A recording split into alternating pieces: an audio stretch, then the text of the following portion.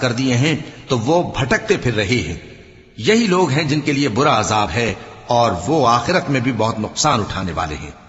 اور تم کو یہ قرآن اس حکیم و علیم کی طرف سے عطا کیا جاتا ہے۔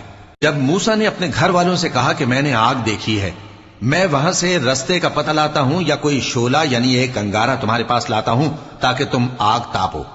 جب موسیٰ اس کے پاس آئے تو ندا آئی کہ وہ جو آگ میں تجلی دکھاتا ہے بابرکت ہے، اور وہ جو آگ کے ارد گرد ہے، اور اللہ جو تمام عالم کا پروردگار ہے پاک ہے۔